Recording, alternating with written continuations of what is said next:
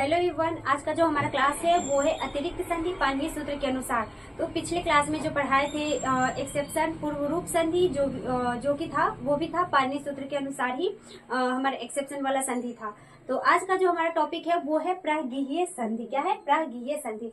तो इसको स्टार्ट करने से पहले थोड़ा सा पिछले क्लास का रिकैप कर देते ताकि आपको समराइज हो जाए और समझ में अच्छे से आ जाए। तो हमारा था कौन सा संधि? पूर्व रूप संधि। इसका सूत्र क्या था? इंगा पदा अंता दति, ये हो गया हमारा सूत्र। और ये किस संधि का अपवाद था? अयादि संधि का अपवाद था। अब इसमें क्या था कि इंगा कहने का मतलब इंगा, इसका मतलब क्या होता है? यानी कि पदांत इंगा, यानी कि पद के अंत में यदि इंगा अर्थात कहने का मतलब ए और ओ के बाद यदि स्वर अ आए, कौन सा स्वर आए? अ आए, तो ए और ओ यानी कि ए और ओ का, ए का ए और ओ का अव न होकर ए और ओ जैसे का तैसे रहेगा। और उसके बाद वाला जो स्वर अ आता है तो अ का क्या हो जाएगा? एक विकारी चिन्ह ड जैसा। किस तरह से? ड जैसा। इस तरह से ये आधा ड के जैसा होता है, तो इस तरह से एक विकारी चिन्ह लग जाएगा और ए और ओ जैसे का तैसे रहेगा। तो ये हमारा था पूर्व रूप संधि। और आज का जो हमारा टॉपिक है वो है प्रागीय संधि। तो आइए इसके बारे में समझते हैं कि प्रागीय संधि क्या होता है और कैसे बनता है और किस तरह से। तो देखिए, प्रागीय संधि, इसका जो पहले सूत्र होता है वो होता है ईदु देद द्विवचनम प्रागीयम। क्या होता है? ईदु देद द्विवचनम प्रागीयम। तो ये हो गया हमारा प्रागीय संधि का सूत्र। अब इसके बारे में समझते हैं कि किस तरह से क्या होता है। तो इसे प्रकृति भाव संधि भी कहते हैं। इसे कौन सा संधि कहते हैं? इसे प्रकृति भाव संधि भी कहते हैं। यदि द्विवचनांत शब्द के अंत में, यानी द्विवचनांत शब्द के अंत में, यानी कि कोई भी द्विवचन शब्द है उसके अंत में क्या कौन सा लेटर आएगा? ई उ ए। कौन सा आएगा? ई उ ए आवे तथा बाद में यदि कोई स्वर ई उ के बाद यदि कोई स्वर देखिए यहाँ पे ई हो गया, इसके बाद कोई भी स्वर जैसे कि आ हो गया, आ यानी कि द्विवचन शब्द के आदि में, ये वाला जो हमारा शब्द है ईमो, ये द्विवचन है, इसके आदि में कोई स्वर, तो इसके आदि में यानी आदि कहने का मतलब शुरू में, तो इसके शुरू में यदि कोई शब्द आए तो ई उ ए ज्यों के त्यों रहेंगे। क्या रहेंगे? ई उ ओ ज्यों के त्यों रहेंगे और इनमें कोई परिवर्तन नहीं होता, इनमें कोई परिवर्तन नहीं होता, यानी कि जैसे कहते ऐसे रहेगा। आइए एक बार फिर से समझाते, अगर नहीं समझ में आएगा तो फिर से समझ में आ जाएगा। देखिए, पहले क्या है? प्रागीय संधि। इसका सूत्र क्या होगा? ईदु देद द्विवचनम प्रागीयम। इसका कहने का मतलब है इसे प्रकृति भाव संधि भी कहते हैं। इसे कौन सा संधि कहेंगे? इसे प्रकृति भाव संधि भी कहेंगे। उसके बाद क्या है अगला? यदि द्विवचन के अंत में शब्द, द्विवचन शब्द के अंत में यदि ई, क्या आ जाएगा? यहाँ पे देखिए ई, एक सेकेंड इसको दूसरे कलर से यहाँ पे क्या आ जाएगा? देखिए ये हो गया आपका ई, उसके बाद क्या जैसे उ और ए, क्या हो गया? ए आवे तथा बाद में यदि कोई स्वर, इसके बाद यदि कोई स्वर यानी कि द्विवचन शब्द के आदि में, द्विवचन शब्द के आदि में क्या आ जाए? ई उ ए सॉरी, द्विवचन शब्द के आदि में क्या है? इसके बाद पहले कोई स्वर, यानी कि कोई स्वर द्विवचन शब्द के पहले आगे, तो ई उ यानी कि उससे पहले वाला ई उ और ए ज्यों के त्यों रहेंगे, इनमें कोई परिवर्तन नहीं होगा। अब देखिए यहाँ पे पहला जो शब्द था हमारा प्रकृति भाव संधि। तो प्रकृति भाव संधि किसे कहते हैं और क्या होता है? तो देखिए, प्रकृति भाव संधि जब संधि के नियम के अनुसार, तो संधि के नियम के अनुसार क्या था कि जब दो संयोगी वर्ण आपस में मिला और उसमें जो विकार उत्पन्न होता है तो उसे क्या कहेंगे? संधि कहेंगे। तो ये हमारा संधि का डिफिनीशन था। तो जब संधि के नियम अनुसार संधि होना अपेक्षित रहता है, यानी कि हमारा क्या था कि संधि होने पर कोई विकार उत्पन्न होता है। मतलब संधि का डिफिनीशन में वही कहा गया है कि संधि, अगर कोई भी दो संयोगी वर्ण अगर संधि करेगा तो उसमें कोई ना कोई विकार उत्पन्न होगा। जैसे कि अ और अ मिलता है तो क्या बन जाता है? आ, तो इसमें आकार एक विकार उत्पन्न हुआ। तो उसी तरह से यहाँ पे संधि होना चाहिए, अपेक्षित रहता है, यानी कि होना वो चाहिए। अपेक्षित रहने का मतलब कि होना तो वो चाहिए कि विकार उसमें उत्पन्न हो, कोई भी संयोगी वर्ण जब मिले तब, लेकिन वहाँ पे विकार उत्पन्न होकर वहाँ पे संधि नहीं होती। क्या होता है? यहाँ पे संधि नहीं होते, तब उसे कौन सा क्या कहते हैं? उसे प्रकृति भाव कहते हैं। तो यहाँ पर भी क्या था? प्रागीय संधि में लास्ट में क्या होता है? इनमें कोई परिवर्तन नहीं होता, इसमें कोई भी विकार उत्पन्न नहीं होता है, ज्यों का त्यों रह जाता है। तो प्रकृति भाव कहने का मतलब वही है कि जब संधि के नियम के अनुसार संधि अपेक्षित हो जाता है, यानी कि जैसे होना चाहिए वैसे नहीं होता है।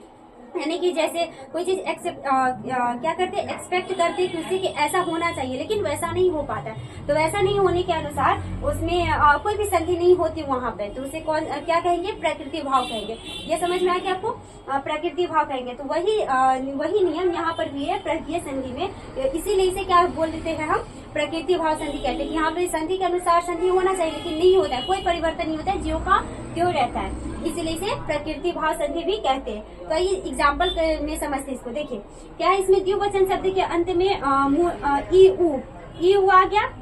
देखिए यहाँ पे क्या है, हर्षी का अर्थ ई आया, और इसके कोई भी स्वर आ जाए, यानी द्विवचन शब्द के पहले कोई भी स्वर है, अ आ ई कुछ भी, यहाँ पे क्या है, ई है। तो देखिए मुनि, ई जैसे का तैसे रहा, और यहाँ पर भी कोई परिवर्तन नहीं है, और उसके बाद वाला शब्द भी जैसे का तैसे रहते, यहाँ पर कोई परिवर्तन नहीं होगा। तो यानी कहने के द्विवचन शब्द के अंत में ई उ ए आए, और उसके बाद कोई भी स्वर आ जाए तो क्या आ जाएगा, ई उ जैसे का तैसे रहेगा, कोई परिवर्तन नहीं होगा। लेकिन वहाँ पे कौन सा शब्द होना चाहिए, द्विवचन शब्द। ये याद रखिएगा कि द्विवचन शब्द होना चाहिए। जैसे कि आगस्ता, आगस्ता मतलब क्या होता है, आना, तो आना होता है, तो ये भी कौन सा शब्द है, द्विवचन।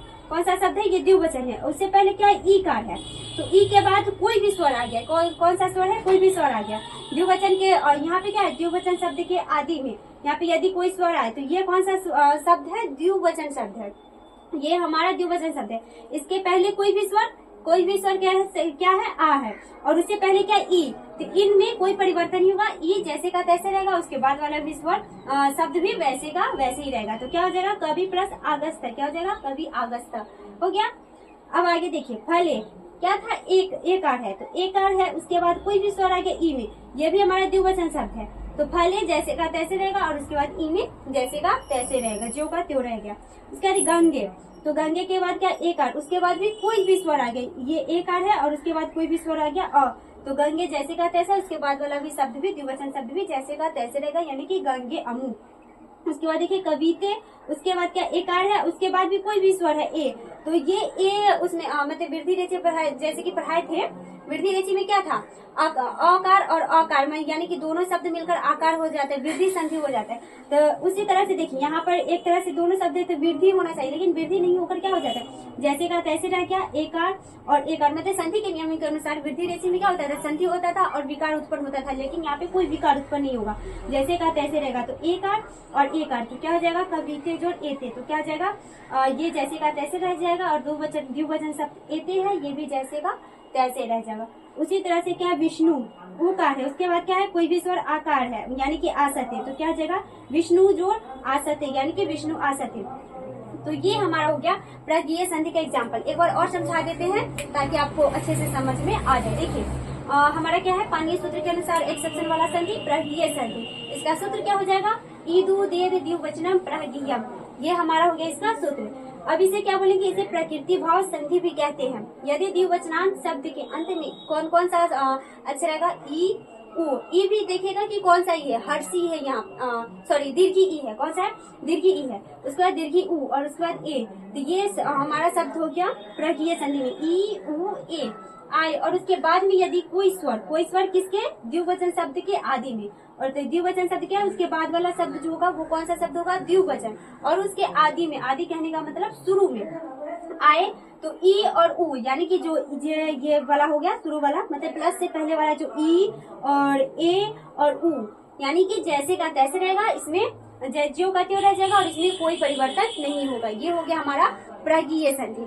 और उसमें एक था प्रकृति भाव, तो प्रकृति भाव किसे बोलेंगे, कि जब संधि के नियम के अनुसार संधि होना चाहिए, यानी कि अपेक्षित रहता है, वैसे एक्सपेक्टेड रहता है, लेकिन वैसा नहीं होता है, तो उसे उसमें संधि नहीं होती है, तो उसे क्या बोलेंगे, प्रकृति भाव बोलेंगे। जैसे कि एग्जाम्पल में हो गया मुनि प्लस ईमो, मुनि ईमो, कवि जो अगस्त, यानी कि ये हो गया हमारा शब्द हो गया ईकार वाला, और उसके बाद वाला द्विवचन शब्द हो गया, उससे पहले कोई भी स्वर आकार आ गया, तो ये जो का त्यों रहेगा, यानी कि कवि अगस्त। उसी तरह से हो गया हमें फले जोड़ ई में, फले ई में, उसी तरह से हो गया गंगे जोड़ अमु, गंगे अमु, उसी तरह से हो गया कविते जोड़ एते, कविते एते, उसके तरह से हो गया विष्णु जोड़ आशाते, विष्णु आशाते। तो ये हमारा हो गया एक पाणिनीय सूत्र के अनुसार प्रज्ञेय संधि। अब एक और एक्सेप्शन बचा, उसको आगे पढ़ाते, तब तक आप इतना लिखिए। तो अब आइए हम बचा हुआ संधि पढ़ते हैं। अतिरिक्त संधि में क्या है हमारा बचा हुआ संधि? पर रूप संधि। दो पढ़ा दिए। इस अतिरिक्त संधि में बस 3 ही संधि था। एक्सेप्शन वाला जो संधि था वो 3 था। एक पढ़ा दिए पूर्व संधि जो पिछले क्लास में था, और आज जो एक पढ़ाया अभी थोड़ी देर पहले प्राज्ञीय संधि, और लास्ट बचा हुआ जो हमारा अतिरिक्त संधि में वो है पर रूप संधि। तो आइए इसके बारे में समझते हैं और किस तरह से ये बनता है और कैसे बनता है। देखिए पर रूप संधि, तो इसका सूत्र जो होगा इंगी पर रूपम। क्या होगा सूत्र इसका? इंगी पर रूपम, ये हो गया इसका सूत्र। अब देखिए इसके बारे में क्या है। यह वृद्धि संधि का अववाद है। यह किसका अववाद है? यह वृद्धि संधि का अववाद है। पहला वाला जो था वो हमारा पूर्व रूप संधि, वो किसका अववाद था? अयादि संधि का। और उसके बाद प्राज्ञीय संधि, वो किसी का अववाद नहीं था। उसको कौन सा संधि बोल सकते हैं? बोलते हैं प्रकृति भाव संधि, कहते हैं प्राज्ञीय संधि को। और पूर्व रूप किसका अववाद था? अयादि संधि का। और जो हमारा लास्ट वाला संधि है पर रूप संधि, ये किसका बाद है? वृद्धि संधि का। किसका बाद है? वृद्धि संधि का। तो ये याद रखिएगा कि वृद्धि संधि का अपवाद क्या है? पर रूप संधि। और उसके बाद क्या है? इसके बारे में क्या? आकारांत उपसर्ग। आकारांत, आकारांत कहने का मतलब है कि किसी शब्द के लास्ट में आकार आए। जैसे कि देखिए प्र, इसको उच्चारण कीजिए लास्ट तक, प्र।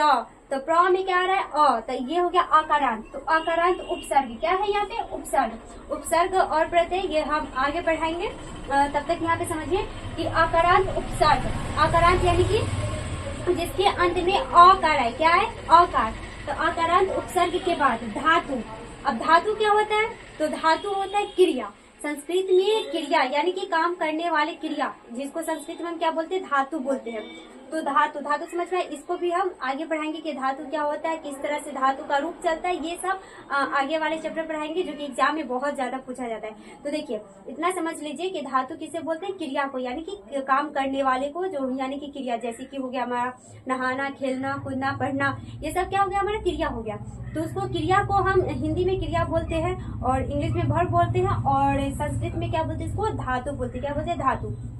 तो धातु का किसी आकारांत उपसर्ग के बाद धातु का ए क्या आ जाएगा? धातु, यानी कि क्रिया का ए कार और ओ हो। क्या हो? ए और ओ हो। तो उपसर्ग का उपसर्ग का क्या था? आकारांत। क्या था? आकारांत। आकारांत भी ए और ओ में मिल जाता है। ए और ओ में मिल जाता है और पर रूप संधि हो जाती। क्या हो जाती है? पर रूप संधि हो जाते हैं। तो आइए एक बार फिर से समझते हैं। पर रूप संधि, इसका सूत्र हो गया इंगी पर रूपम। यह वृद्धि संधि का अपवाद है। आकारांत उपसर्ग यानी कि आकार जैसे आकारांत उपसर्ग के बाद यदि धातु का क्या हो जाएगा? धातु का ए और ओ हो तो उपसर्ग का अ भी, उपसर्ग का अ भी ए और ओ में मिल जाएगा। क्या हो जाएगा? मिल जाता है। और उसके बाद क्या बन जाता है? ये पर रूप संधि बन जाती है या हो जाती है। तो आइए इसका एग्जाम्पल से और समझते हैं। जैसे कि प्र, प्र जो है हमारा एक उपसर्ग है। उपसर्ग के बारे में आगे पढ़ाएंगे कि कितने उपसर्ग होते हैं और कौन कौन से होते हैं। तो देखिए पहला जो है वो हमारा है प्र। प्र उपसर्ग है। इसमें क्या है? प्र, उसका उच्चारण कीजिए। जब हम वर्ण प्रकरण पढ़ाए थे तो उसमें उच्चारण स्थान बताया था और किस तरह से वर्णों का उच्चारण होता है, और उसके बाद कौन सा शब्द आता है, कैसे आता है, वो सब बता दिए। तो इसको उच्चारण किस तरह से होता है वो आप वर्ण प्रकरण लेक्चर देखिएगा, उसमें आपको अच्छे से समझ में आ जाएगा। तो देखिए यहाँ पे समझते हैं प्र, इसको देर तक उच्चारण कीजिए। प्र क्या रहा है? अ। तो अकारांत, डिफिनेशन में क्या बताया गया? अकारांत। तो क्या है? अ के बाद यदि किसी भी धातु, धातु कहने का मतलब क्रिया, तो क्या हो गया? ये क्रिया एस यति क्या है? ये क्रिया है। उसके पहले वाला जो अक्षर होगा यानी कि एकार, एकार जो आएगा ये भी अ में मिल जाएगा। अ में मिलने के बाद क्या हो जाएगा? प्र में अ और ए मिलेगा तो क्या हो जाएगा? ए। तो क्या हो जाएगा? ये ए। तो क्या बन गया? ये प्रेष्यति। उसी तरह से अगला एग्जाम्पल समझिए। उप, उप भी क्या है? हमारा एक उपसर्ग है। इसके बाद क्या है? उप, और लास्ट तक इसका उच्चारण कीजिए तो क्या आ जाएगा? प के बाद क्या है? अकारांत। अकारांत के बाद तो कौन सा अक्षर है? क्या लिखा हुआ है? धातु का ओकार। यदि ओकार है तो ये भी इसी में मिल जाएगा। तो क्या हो जाएगा? उपो, यानी कि अ और ओ मिलेगा तो क्या हो जाएगा? ओ। तो क्या बन जाएगा? उपोष्यति। क्या हो जाएगा? उपोष्यति। उसी तरह से प्र उपसर्ग है, उसमें ए आ गया, ए कार, तो क्या बन जाएगा? ये इसमें भी मिल जाएगा अ में ए, तो क्या हो जाएगा? प्रेजति। क्या हो जाएगा? प्रेजति। तो ये हो गया हमारा पर रूप संधि का एग्जाम्पल। तो आइए एक बार फिर से समराइज कर देते हैं पूरा का कि क्या क्या है। देखिए पर रूप संधि, इसका सूत्र हो गया इंगी पर रूपम। यह वृद्धि संधि का अपवाद है। आकारांत उपसर्ग के बाद धातु, धातु कहने का मतलब क्रिया के बाद ए और ओ हो तो उपसर्ग का अ भी ए और ओ में मिल जाता है और उसके बाद क्या बन जाता है, प्ररूप संधि हमारा बन जाता है। इसका एग्जाम्पल जैसे हो गया, प्र उपसर्ग के बाद धातु का एष्यति ए आया तो ये मिलेगा, तो क्या हो जाएगा, प्रेष्यति। उसी तरह से उप में ओ जोड़ेंगे तो क्या हो जाएगा, उपस्यति हो जाएगा। उसके बाद प्र में ए जोड़ेंगे यानी कि ए आया तो ये भी इसमें मिल जाएगा, तो क्या हो जाएगा, प्रेजते। तो ये हमारा हो गया प्ररूप संधि। तो ये हमारा स्वर संधि का जितना 5 प्रकार था वो सारा खत्म हो चुका है। इसका जो भी एक्सेप्शन था वो भी पढ़ा दिए। आप एक्सेप्शन पढ़ने से पहले जितना 5 प्रकार पढ़ाए संधि का यानी कि स्वर संधि का, उसको पहले आप अच्छे से तैयार कीजिएगा, उसका नोट्स बना लीजिएगा, जो कि एग्जाम में आपको बहुत हेल्प होगा। और अगर आपको ये यानी कि संधि का जो भी ये स्वर संधि पढ़ाई इसका आपको शॉर्ट्स नोट्स चाहिए तो आप कमेंट कर दीजिएगा, हम शॉर्ट्स नोट्स इसका बनाकर आपको टेलीग्राम पर अपलोड कर देंगे, आप वहां से ले लीजिएगा। वहाँ पे कुछ क्वेश्चंस का आंसर बाकी है देना, वो उसको भी हम अपलोड कर देंगे, 1-2 दिन में अपडेट कर देंगे टेलीग्राम को। तो आप वहां से सारा मतलब कि जितना भी कंटेंट होगा, जो शॉर्ट्स नोट्स आपको चाहिए संधि का, तो उसको हम वहां पे अपलोड कर देंगे। अब हमारा जो अगला टॉपिक स्टार्ट होगा वो होगा व्यंजन संधि। तो व्यंजन संधि को पढ़ाएंगे, उससे पहले आप व्यंजन संधि पढ़ने से पहले जितना भी स्वर संधि है उसको आप अच्छे से रिवीजन कर लीजिएगा, जितना हो सके, जितनी बार हो सके उतनी बार, क्योंकि एग्जाम में क्वेश्चंस यहीं से आएगा और ज्यादा हार्ड नहीं आता है, इजी ही आता है। बस आप जितना रिवीजन कीजिएगा उतना ही आप लोग को इजी होगा एग्जाम में हल करने के लिए। तो आप जितना ये क्लास पढ़ाएं आज का, अगर जो भी समझ में नहीं आया होगा आप कमेंट कर दीजिएगा, और आपको जो भी संस्कृत में जो भी बोर्ड से रिलेटेड या कुछ भी आपको हेल्प चाहिए वो आप कमेंट कर दीजिएगा, हम आपको बता देंगे कि क्या क्या आपको मतलब कि संस्कृत में क्या पढ़ना है और किस तरह से पढ़ना है। हमारे पास बहुत कम दिन बचा हुआ है और व्याकरण भी पूरा खत्म करना है, और बुक का जो भी इम्पोर्टेंट क्वेश्चंस है वो भी हम आपको बता देंगे। तो आपको ये क्लास से रिलेटेड अगर कुछ भी मतलब कि डाउट हो और जो भी यानी कि जो भी समझ में नहीं आया होगा वो आप कमेंट कर दीजिएगा, हम वहाँ से आपको रिप्लाई देंगे। और क्वेश्चंस जो भी होगा आपको मतलब कि क्लास क्या बोलते हैं, बोर्ड से जो रिलेटेड क्वेश्चंस होगा वो हम टेलीग्राम पे डाल देंगे कुछ दिनों के बाद। अभी थोड़ा सा टाइम कम मिल रहा है इसलिए अपलोड नहीं कर पा रहे।